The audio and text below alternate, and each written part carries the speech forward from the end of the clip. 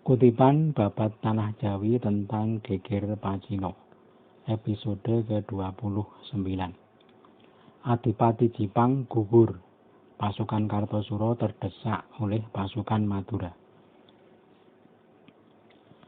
Bupati Sidayu Tumenggung Suryodiningrat bersiap perang habis-habisan.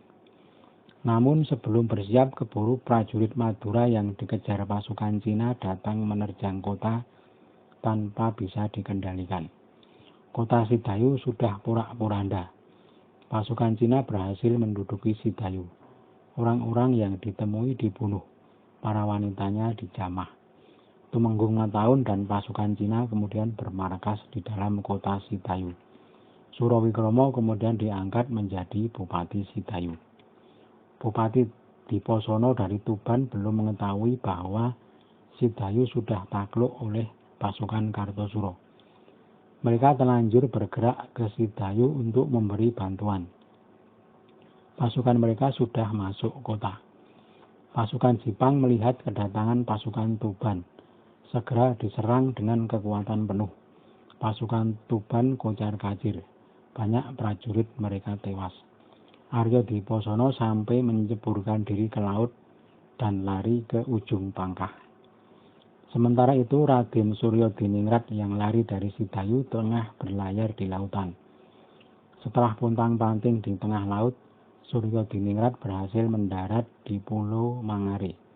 Suryodiningrat lalu mengirim utusan ke Madura untuk memberitahu sang ayah bahwa dirinya kalah perang. Ketika mendengar berita anaknya kalah, Pangeran Cakraningrat bangkit amarahnya. Raden Patih Mangundaro segera dipanggil.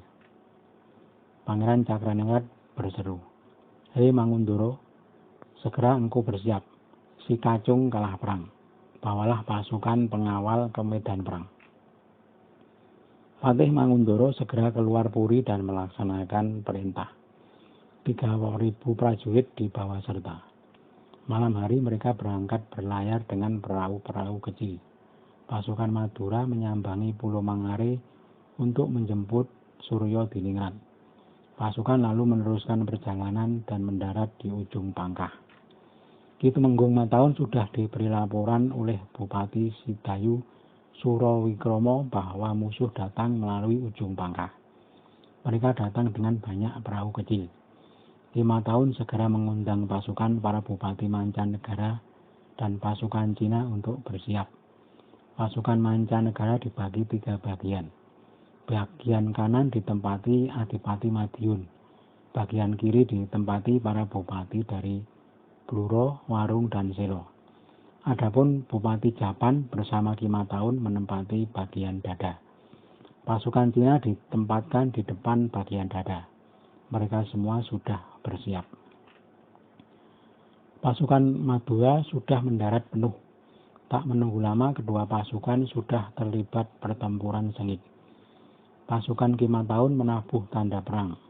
Bende dan beri berbunyi bersautan.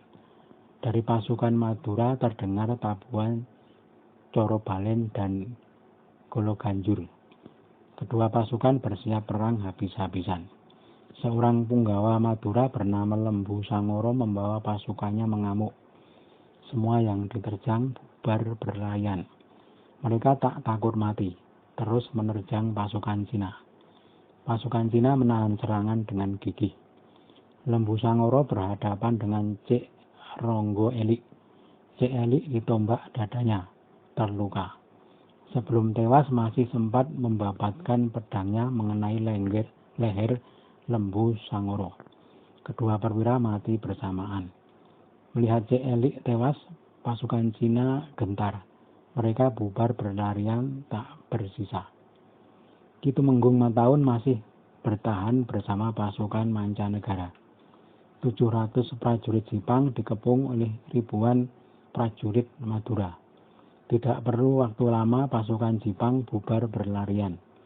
Mereka terus dikejar tanpa bisa berbalik membalas. Tumenggung Jipang tewas di medan perang.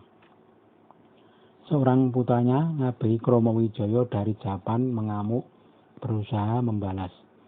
Namun amukan Kromowijoyo ditahan pasukan Madura. Kromowijaya pun tewas bersama seluruh pasukannya. Setelah kematian Tumenggung Mataun, pasukan sayap kanan kiri berusaha membalas. Adipati Madiun sudah bersiap perang habis-habisan. Namun pasukannya merasa ngeri melihat sepak terjang prajurit Madura.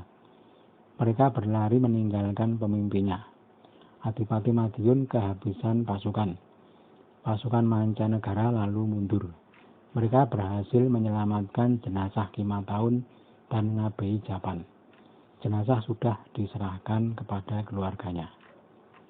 Sementara itu pasukan Madura yang mengepung Surabaya sudah berhadapan dengan pasukan mancanegara yang dipimpin Ki Surabroto Ponorogo. Berita kematian Tumenggung Jipang sudah sampai ke telinga Ki Surabroto. Hati Ki Surabroto seketika ciut. Bersama para bupati mancanegara yang menyertainya, Ki Surabroto sepakat untuk mundur ke Ponorogo.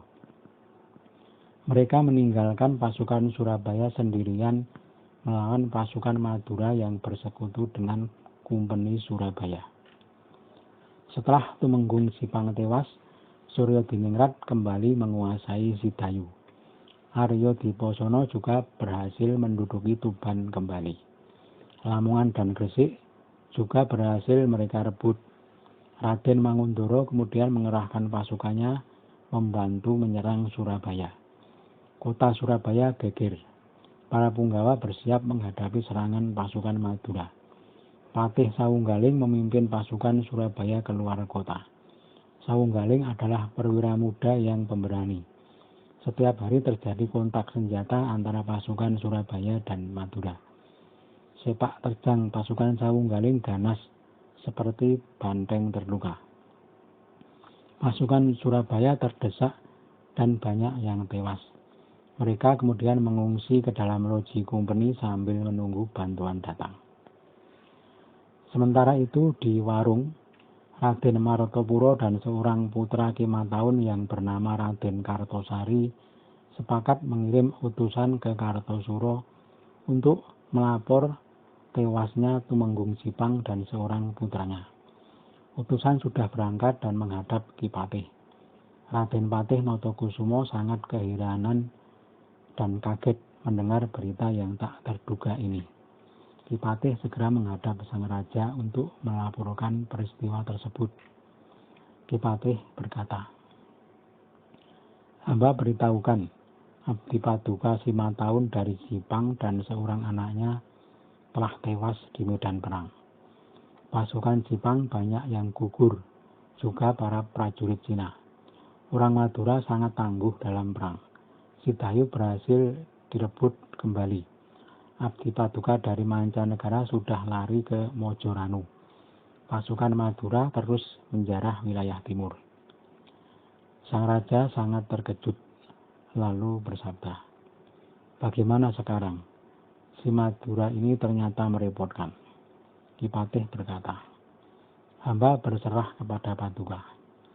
Sang raja berkata, "Paman, aku ingin engkau sendiri yang maju ke medan perang di Semarang. Kalau tak demikian, prajurit kita tak akan mampu bekerja dengan baik. Juga perintahkan agar pasukan Cina segera menyerang loji Semarang. Kalau engkau sendiri yang memimpin, pasti mereka lebih berani.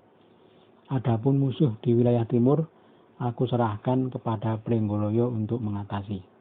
Bawalah pasukan mancanegara untuk merebut kembali negeri Jipang dan sekitarnya. Aku sertakan Dinda Pangeran Diponegoro, Dinda Pangeran Mangkubumi, dan Dinda Pangeran Ronggo, agar para prajurit bersemangat."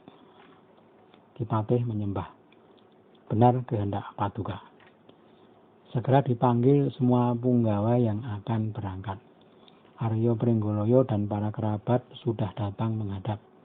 Pangeran Ngabei dan Pangeran Buminoto sebagai wadono kanan dan kiri juga sudah hadir.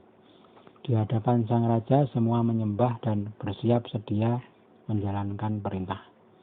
Sang raja berkata, "Hai Kanda Pangeran Ngabei, aku perintahkan kepada Aryo Pringgoloyo untuk memimpin pasukan mancanegara bersama Dinda Diponegoro, Dinda Mangkubumi, dan Dinda Ronggo. Ketiga pangeran aku suruh berangkat agar mengetahui derita para prajurit. Dan Paman Notokusumo aku perintahkan memimpin pasukan Cina dan Jawa untuk menyerang Loji Semarang. Adapun yang berjaga di Kartosuro, Anda sendiri sebagai Wadono bersama para adik yang lain. Pangeran Ngabei berkata, sudah benar perintah Paduka. Kalau tidak demikian perang ini tidak akan segera berakhir. Negeri menjadi kacau dan para kawulo menderita. Sang raja berkata kepada Pringgoloyo, engkau aku tugaskan memimpin pasukan mancanegara.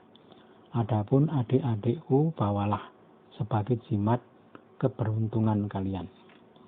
Arya Pringgoloyo menyembah dan meminta doa restu kepada sang raja. Sang raja berkata kepada para adik, Pangeran Diponegoro, Pangeran Mangkubumi, dan Pangeran Ronggo, kalian berhati-hatilah. Jangan seperti anak kecil. Sungguh sulit keadaan di medan perang. Semua adik sudah diberi bekal, uang, dan pakaian bekas sang raja berupa kain jarit masing-masing 1 lembar. Para prajurit juga sudah diberi pakaian dan uang sejumlah 500 real untuk dibagi rata. Sang raja berkata kepada Kipatih, Paman, engkau berangkatlah besok pagi dari alun-alun. Aku ingin melihat pasukanku berangkat. Semua punggawa sudah diizinkan keluar istana. Kipatih dan Raden Pringgoloyo sudah diberi bekal uang untuk memberi hadiah kepada prajurit yang bersungguh-sungguh dalam menjalankan tugas. Pagi harinya pasukan Kartosuro sudah bersiap di alun-alun.